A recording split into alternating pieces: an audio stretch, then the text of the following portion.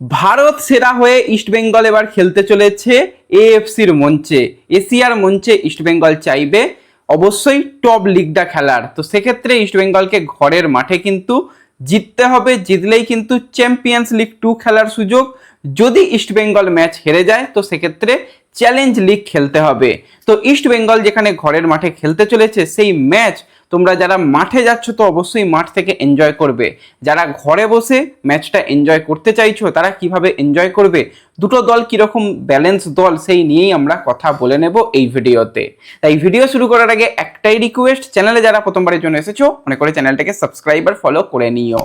তো ইস্ট বেঙ্গল কিন্তু ঘরের মাঠে আগামীকাল সন্ধ্যা 7টা থেকে মুখোমুখি হতে চলেছে অত্যন্ত কঠিন প্রতিপক্ষ আল আরাবি কুয়েতের দল।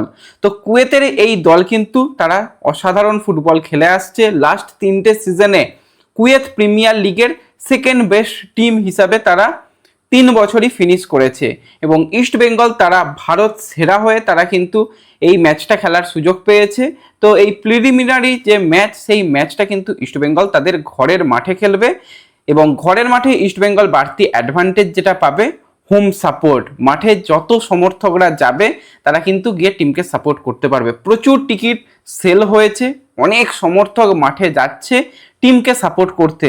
জানি না যে আগামীকাল কোনো রকমভাবে টিকিটের ব্যবস্থা আছে কিনা, যদি থাকে সেটা আমাদের সোশ্যাল মিডিয়া পেজে শেয়ার করে দেবো যে কিভাবে তোমরা টিকিট পাবে। আই থিঙ্ক টিকিট হয়তো ম্যাচের দিন নাও দেওয়া হতে পারে, সেরকমটাই আজকের দিনে পর্যন্ত আপডেট।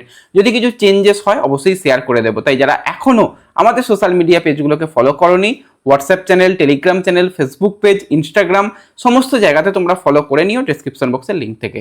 তো যদি আমরা কথা বলি এই ম্যাচটা নিয়ে, তো ইস্ট বেঙ্গল ঘরের মাঠে তো অবশ্যই জিতে তারা চ্যাম্পিয়ন্স লিগ 2 খেলতে চাইবে, কিন্তু কঠিন প্রতিপক্ষ যেটা বললাম তারা অত্যন্ত ভালো প্র্যাকটিস করে আসছে। প্রি সিজন তাদের দুর্দান্ত হয়েছে, সেখানে ইস্টবেঙ্গল খুব একটা প্রি সিজনের সময় পায়নি, অল্প কয়েকদিনের প্রি সিজন করেই ইস্টবেঙ্গলকে খেলতে হচ্ছে, কিন্তু ইস্টবেঙ্গল চাইবে ম্যাচ জিততে। এবার যারা মাঠে যাচ্ছে তো মাঠ থেকে খেলা দেখবে, যারা বাড়ি থেকে খেলা দেখবে ভাবছো কিভাবে দেখবে, প্রথমেই বলে রাখি টিভিতে কিন্তু খেলা দেখার কোনো ব্যবস্থা নেই। টিভিতে যে কোনো চ্যানেল থেকে তোমরা খেলা দেখতে পাবে সেরকমটা কিন্তু হচ্ছে না। কিন্তু যাদের বাড়িতে স্মার্ট টিভি রয়েছে, অ্যান্ড্রয়েড টিভি রয়েছে, তারা কিন্তু টিভি থেকে খেলা দেখতে পাবে। সেটা কিভাবে একটু বলে নিই। তো যেটা ম্যাচের যেটা লাইভ এর ব্যবস্থা করা হয়েছে সেটা হচ্ছে ফ্যান কোড।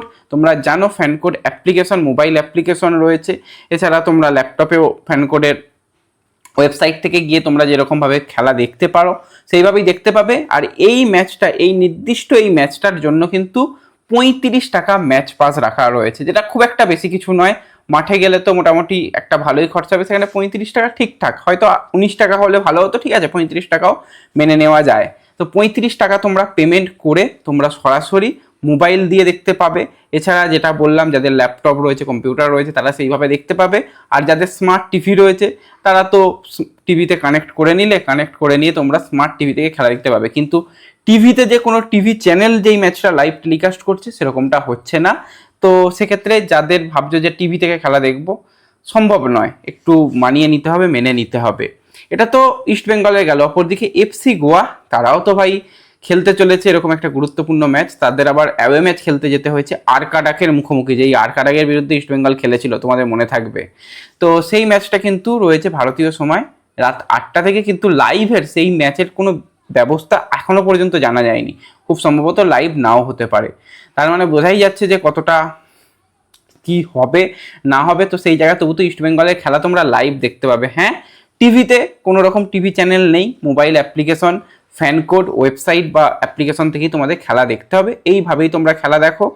আর কারা কারা মাঠে যাচ্ছ সব থেকে বড় কথা অবশ্যই কিন্তু কমেন্টে জানিও যে আমরা মাঠে যাচ্ছি, গিয়ে টিমকে সাপোর্ট করছি। আর এই ইস্টবেঙ্গল শুধু যে এই লোগোটা নিয়ে খেলবে, এই লাল হলুদ জার্সি পরে খেলবে নয়, এখানে কিন্তু একটা ভারতের ব্যাচ থাকবে। তো দেশের হয়ে প্রতিনিধিত্ব করতে যাচ্ছে ইস্টবেঙ্গল। প্রত্যেকটা ফুটবল সাপোর্টার, সে যে কোনো দলেরই সাপোর্টার হতে পারে, তাদের উচিত ইস্টবেঙ্গলকে সাপোর্ট করা, যে যাতে ইস্টবেঙ্গল কিন্তু এশিয়ার মঞ্চে একটা ভালো ফলাফল করতে পারে। তো আমাদের তরফ থেকে তো শুভকামনা রয়েছে ইস্টবেঙ্গলের পুরো টিমের জন্য। তারা ভালো ফুটবল খেলুক, তারা ম্যাচ জিতুক। চ্যাম্পিয়ন্স লিগ 2 আমাদের জন্য অত্যন্ত কঠিন লিগ, তাও কঠিন লিগে তো খেলার মজাই আলাদা। তা না হলে চ্যালেঞ্জ লিগও কিন্তু আমাদের জন্য একটা ভালো লিগ, আমাদের ইন্ডিয়ান ক্লাবদের জন্য। সেই লিগটাতেও যদি ইস্টবেঙ্গল খেলে তাহলেও কোনো অসুবিধা নেই। ম্যাচের রেজাল্ট যাই হোক না কেন, সাপোর্ট কিন্তু থাকবে এই ইস্টবেঙ্গল এবং এফসি গোয়ার জন্য। তো এই ভিডিওতে এই আপডেটটাই শেয়ার করার ছিল। আশা করছি ভালো লাগলো ভিডিও। সকল বন্ধুদের সঙ্গে শেয়ার করে জানিয়ে দিও, তারাও এই আপডেট পেয়ে যাবে। তো দেখা হবে পরবর্তী ভিডিওতে। ধন্যবাদ।